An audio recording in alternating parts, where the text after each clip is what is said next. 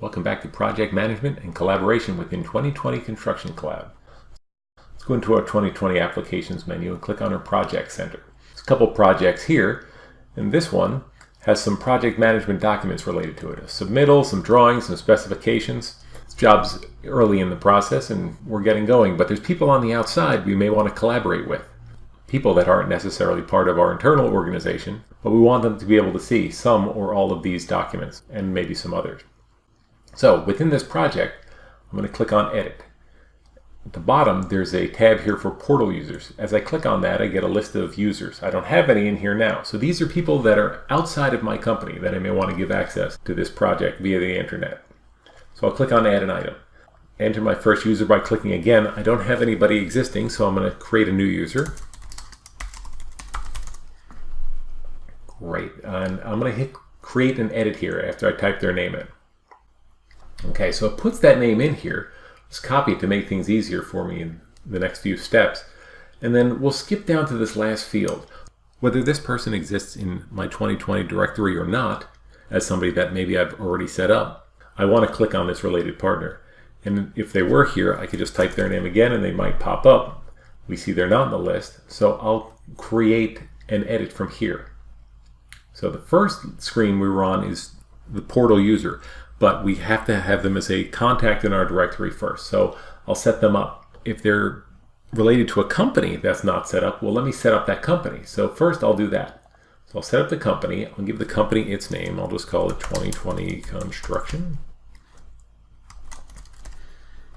Okay, put in its relevant address and phone information.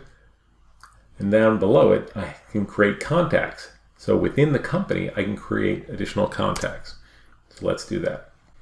Contact name. Now I'll paste it back in here. That's going to help me out.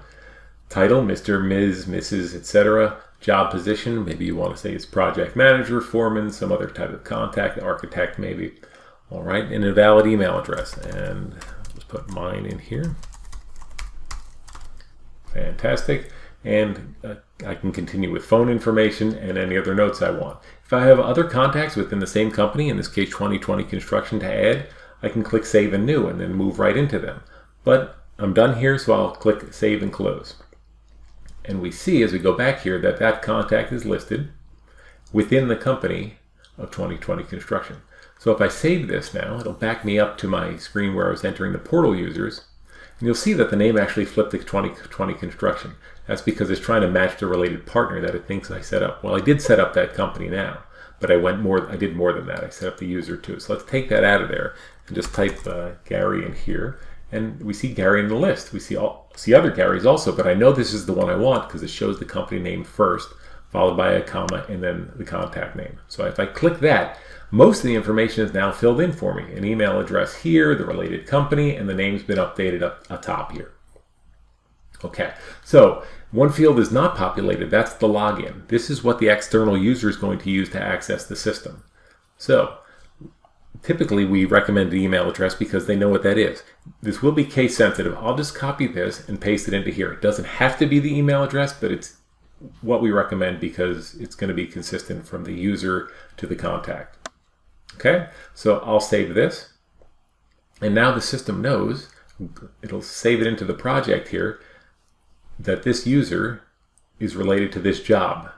Okay, but this user has no permissions at this point. So now I can say what groups of permissions this user gets. So if I click anywhere in here, in this box under groups, I can say, well, this person can see drawings perhaps.